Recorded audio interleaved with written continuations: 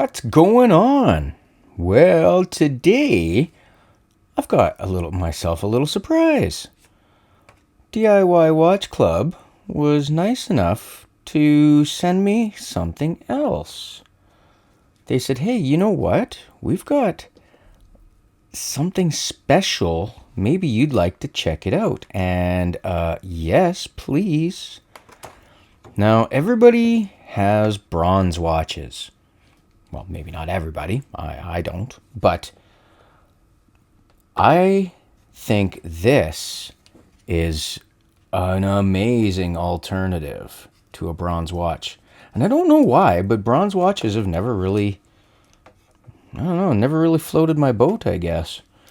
But this is silver plated. I've never seen such a thing. So this is going to patina like bronze would, but it's silver. I love that idea. I think that's next level. So yeah, let's get this unpacked, and let's make ourselves a silver watch. We got just a parachute strap today, but that's all right. Nothing wrong with. I mean, you can always put any strap you want on it. We'll get our parts, get everything out of the way. Okay, and here we are. Well, foist things foist. Let's get our movements sorted. And again, we don't have to worry about the stem. It's already been taken care of. All right, I'm going to unpack a couple things, get us ready to go, and we'll be right back. Okay, well, let's get at it. I've got us all sorted out here. First thing I'm going to do is I need to take this little guy. On the NH34 GMT, you'll have this little washer. It's a dial spacer washer. Make sure that it's put down so that it's shaped like a U, so that it's curved it's curved that ways. I don't know how the hell to explain myself when I'm saying this. But it's curved so that it's curved up rather than curved down. That's got to make sense by that point. All right. Now this is going to be real easy because they only have 2 dial foots. That's it. There's no farting around. This is going to be lickety split. Oh, before I do that, check this out. It's another one of their sandwich dials. I love that. So basically it's this disc, the underside of this disc is fully coated in loom, or there's a really good splotch of loom put underneath, and then they put another flat disc, the actual dial, on top, and you get a bit of a 3D effect. And the loom on these is usually really stellar.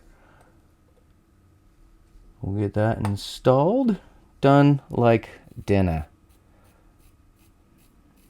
All right, easy peasy, everything's working lovely. We'll get it wound over.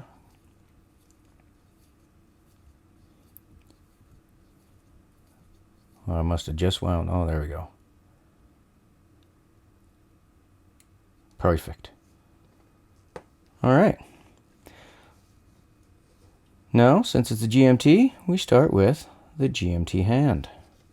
First things first. Now I'm using these carbon tipped carbon tip tweezers, so that I'm not going to damage the hands in any way,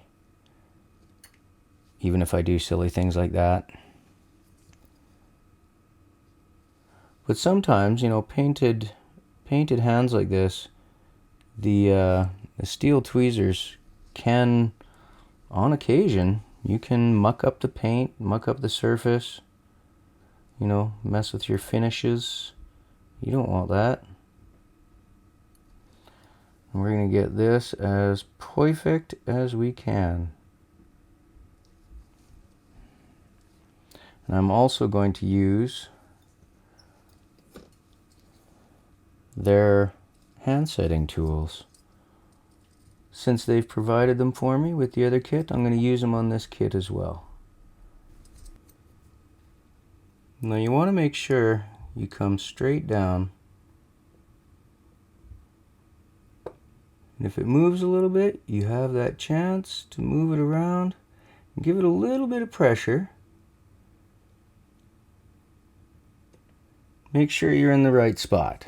Now, as you can see, that doesn't look quite right. However, being that this is an NH34 movement, believe it or not, that's normal. See the amount of play in the GMT hand? So we're actually okay with the GMT hand. That being said, with the hour hand, we will definitely make sure we are a lot more careful and a lot more centered. Give us a quick spin, make sure there's no interference with anything and everything's floating and gliding along perfectly before we move on to the next step. Alright, now next up we shall do our hour hand. That didn't sound very grammatically correct now, did it?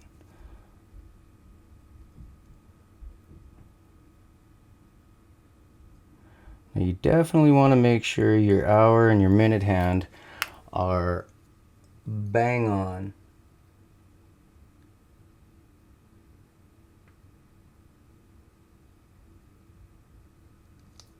You're not in any hurry, so take your time. If it doesn't look right, redo it. Do it again. Make sure you always have the right tool.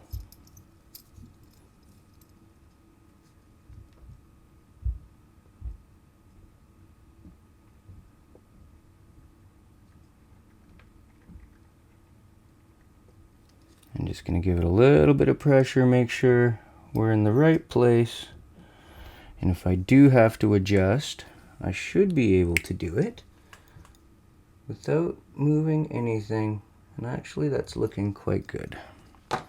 So I'm going to seat that all the way now, and we can move on to the minute hand.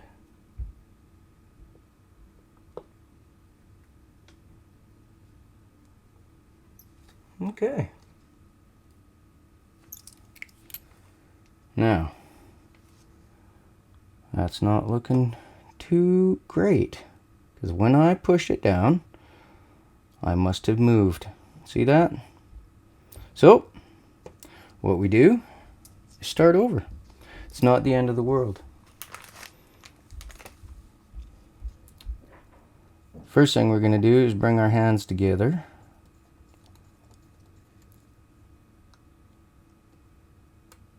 See, it's not right. It's a little bit off. Can't have that. Now, rather than using the dial protectors, I kind of like using something more like a... What do I have? Where is it? Ah, here we go. It's just a piece of plastic. But I find dial protectors can be a little bit finicky sometimes.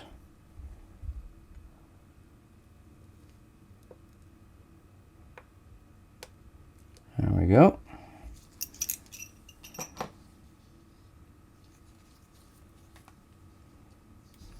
And we start over. And now we're back to where we left off, but nice and aligned this time. Next up, the minute hand.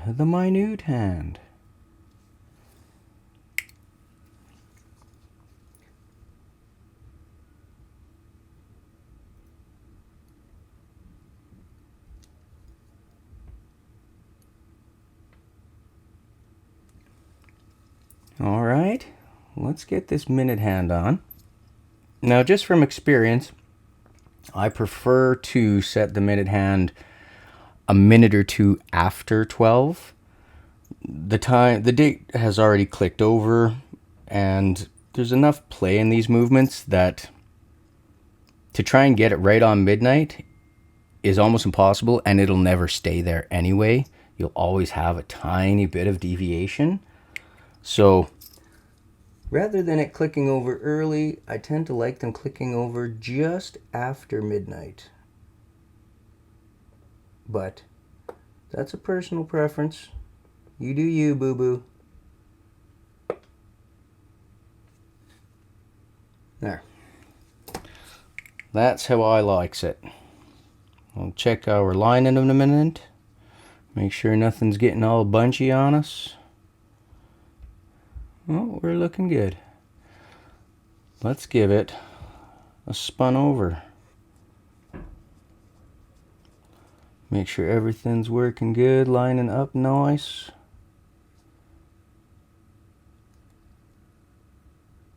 There. And there. Perfect. Just after midnight. That's how I likes it. Okay, next up, the second hand. Now some people have trouble with the second hand. And well, it definitely can be a little bit tricky. However, the more you do anything, the easier it becomes. Try and steady your hand, you know, on the table, on the bench, on something. Don't push too hard, you don't want to ruin your movement. But make sure it's all the way down. And, you know, practice makes perfect, that kind of thing, right? We're golden. Looking good. I like this choice of hands. I really do. They're kind of a matte black. And from what I can see, looks like a BGW9 from the dial, and I'm assuming the hands match. So this is going to be really sharp. All right, let's make sure she's cleaned up and get it cased up. All right, pro tip. Anytime you're done one step, put your tools away that you don't need anymore. That way it takes moments to clean up later, instead of a whole schwack of time. All right, well, they were nice enough to cut us a stem, so that's one thing we don't have to worry about.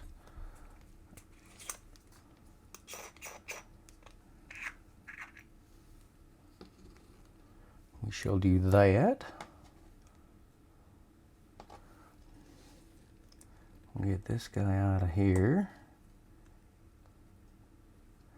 Remove this stem. We'll use the old stem. How about that? Or the new stem, I mean. Because it's just that simple, any Hoosers.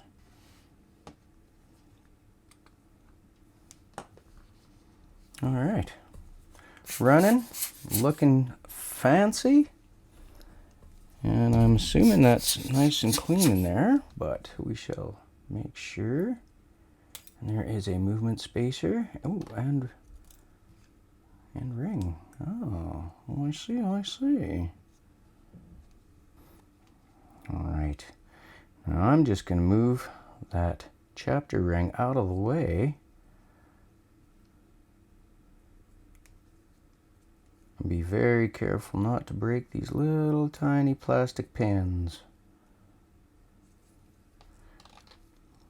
Now, hindsight being what it is, 2020 and all, I probably should have put this movement into this movement holder in the first place. However,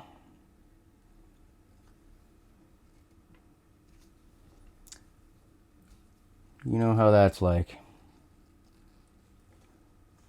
Now we just got to get it lined up, perfect like, for the chapter ring.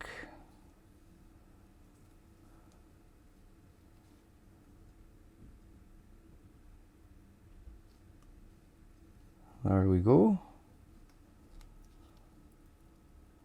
Looking good.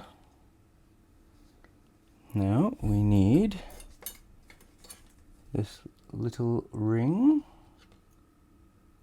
This does not look to be directional. I will double check. Nope. So that's going to go right over top. like that. We'll give it another quick blast. Make sure we're clean. I don't see anything. We'll get it cased up.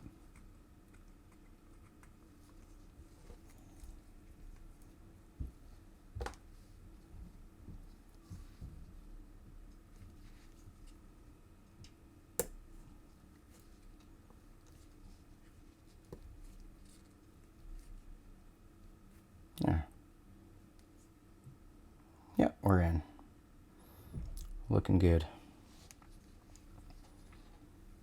Now I will not bore you with greasing everything. Actually, that gasket has been greased. I can see it's slick looking.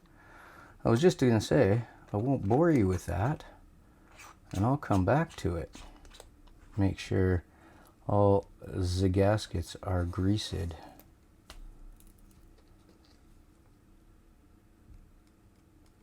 Holy cow. There, helps if you're looking what you're doing.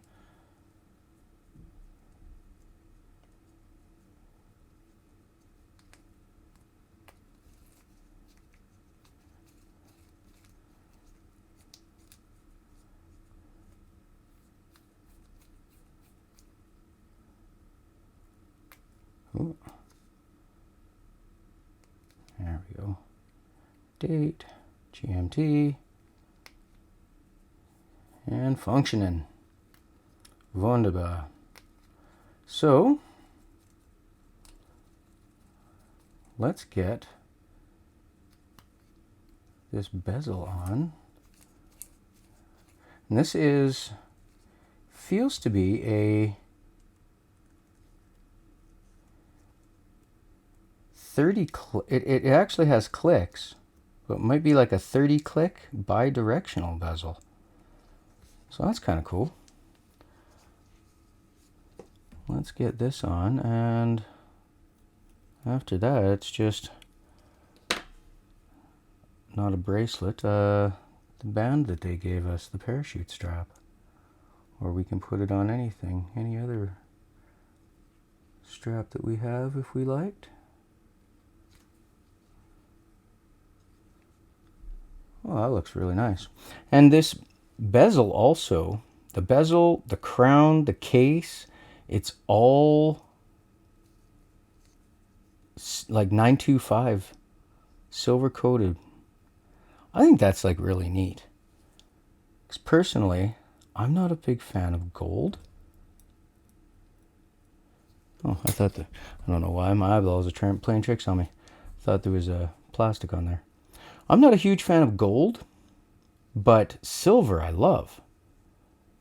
So that's really cool. I don't know. You guys need to tell me down in the comments. What do you think? Have you ever seen like a silver watch like this? I know there's a couple silver watches out there. Tudor's got one. Can't remember who else, but how do I want this? I want it like this. But I've never seen one. I've definitely never seen one for people to build. That's cool. Whoops. So I'm really stoked about that. Why am I fighting this?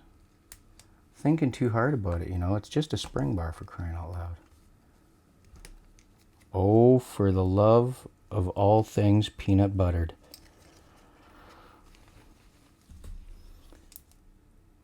Well, tell me what you guys think about that. I actually really like that. I think that's damn sharp.